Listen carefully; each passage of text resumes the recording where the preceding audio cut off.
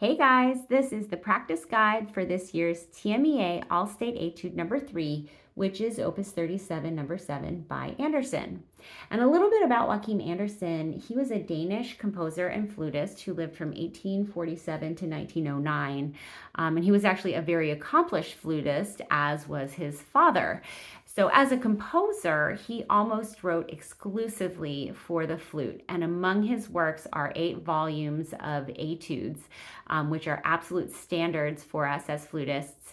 They range from a little bit easier to incredibly difficult, and as a flutist composing, he knew what the challenges were on the instrument and was able to create etudes that would really help us gain mastery over our fingers. So that is why we frequently have Andersen etudes as part of our TMEA etudes each year.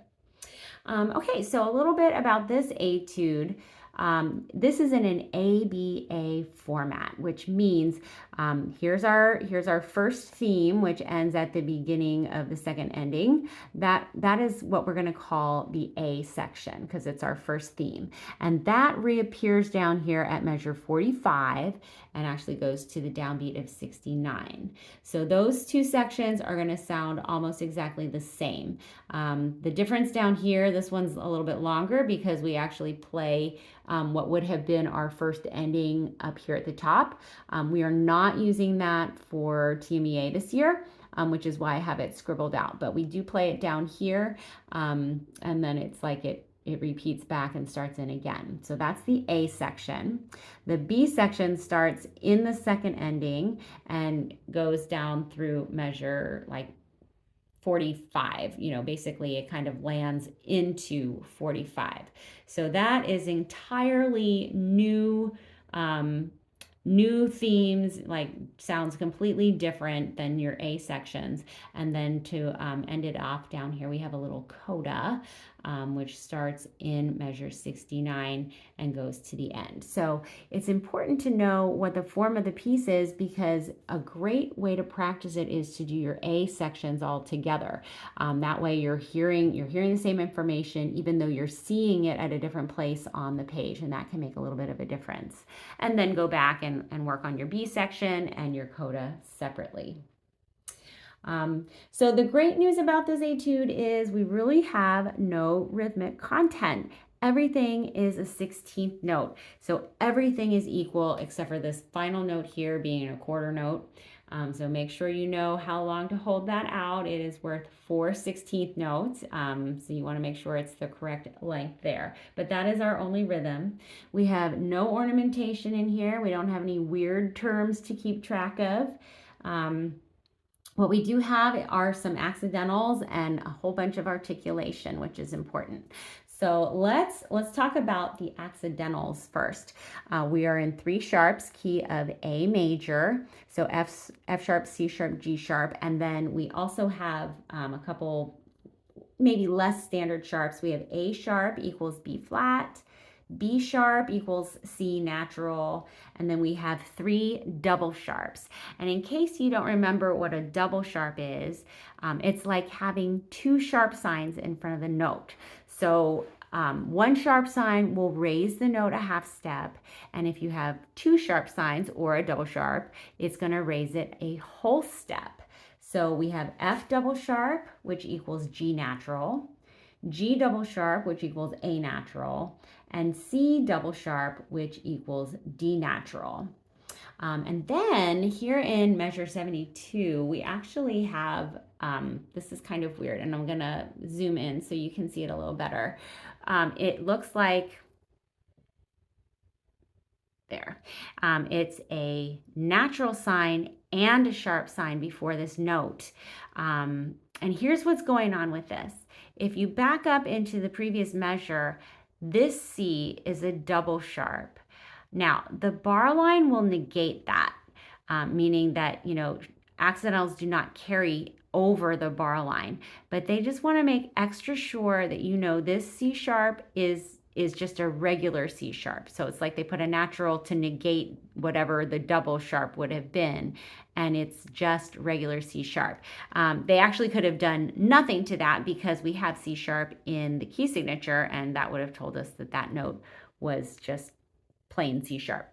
But that's what's going on in measure 72. All right, then we have a bunch of articulation. It can really be summarized into two different things. And the important thing about the articulation is they are using this to divide the notes into melody notes and then notes that are considered like harmony or chord structure. As you look here at the top, just the very first line, we have a whole bunch of repeated A's. Those are obviously not the melody.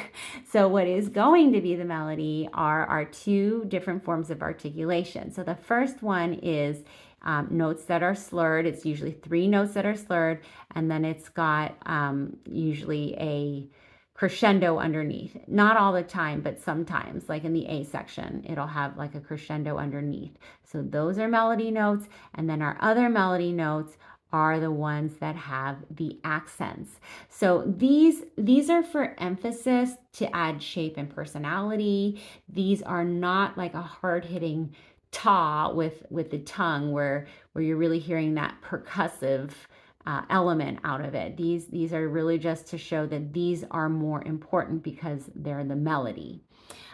So what you want to do here is you want to keep the repeated notes really light. I would say, light, consistent. They're almost mechanical, so they're just kind of bopping along. It should almost feel like they're just constantly going, and then you've got the melody that kind of comes in and interrupts it. But every time you go back to those repeated, I'm just going to say A because in the first line it's the A. Every time you come back to the repeated A's, they should all sound absolutely the same as like all of the other A's in here, just kind of light and unobtrusive. All right, so now that you know what's going on with the melody and the not melody, the repeated notes, you're going to want to practice this only doing the melody, and that will help you understand how to phrase this. What is the melody? What does it sound like? How am I going to phrase this? And where the phrases are going. And then another important element of just playing the melody is that will help you know where to breathe. Now, there are a whole bunch of breath marks written in, and they are typically written right after the first note of a measure because we're resolving in. So that is a good pattern to keep because it's already printed in there.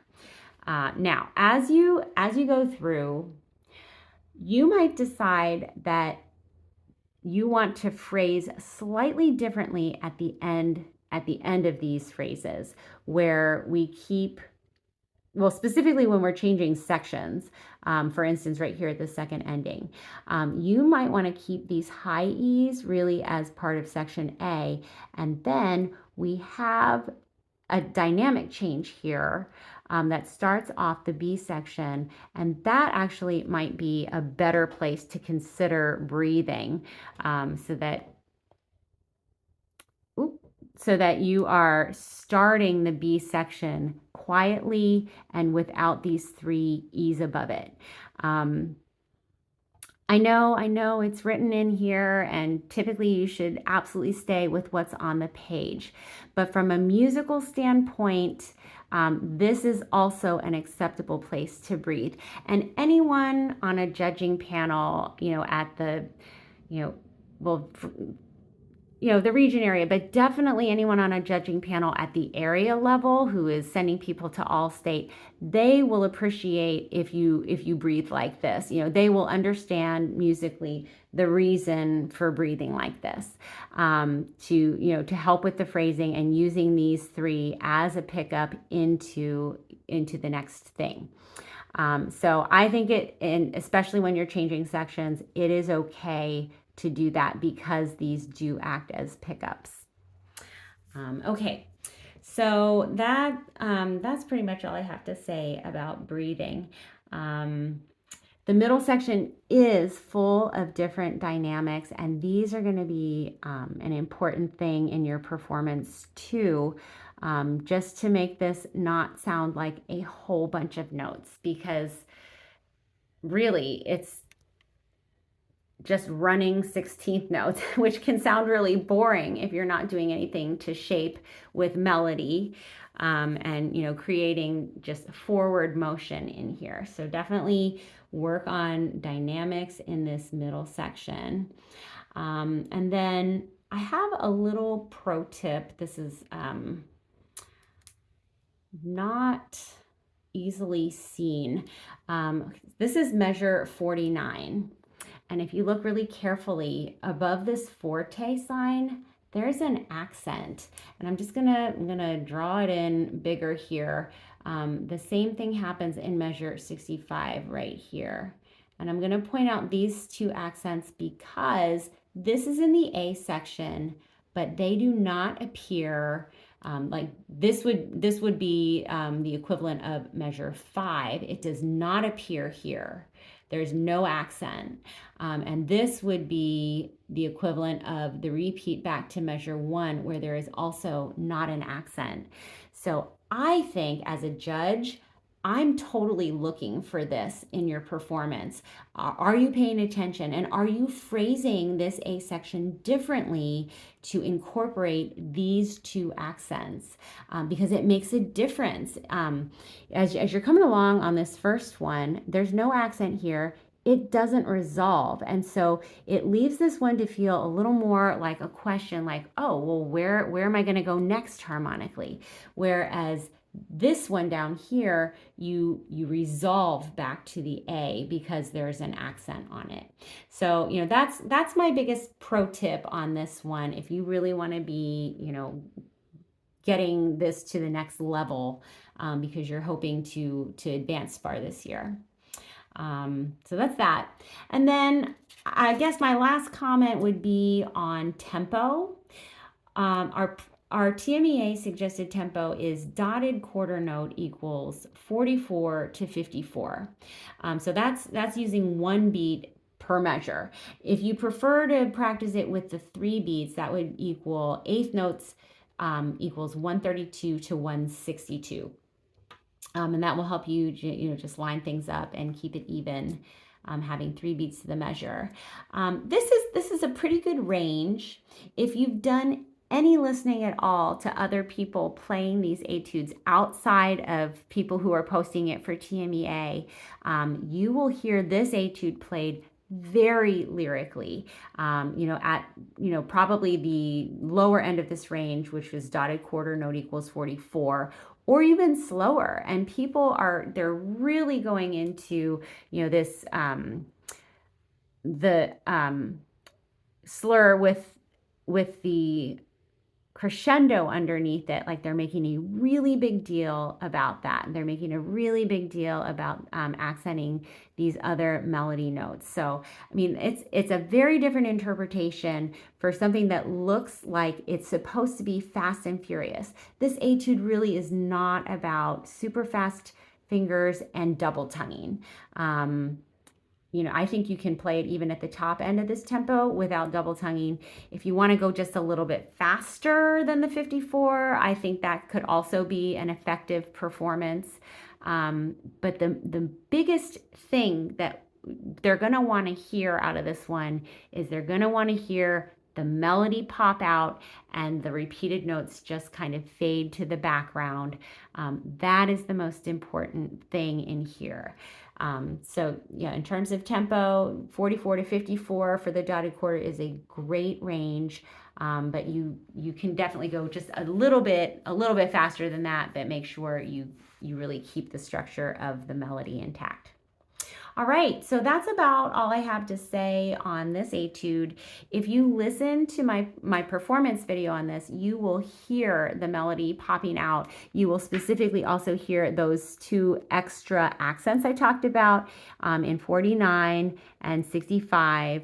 And if you're really watching closely with your music as I'm playing, you will hear all of the little different nuances that are on the page. All right, good luck, you guys.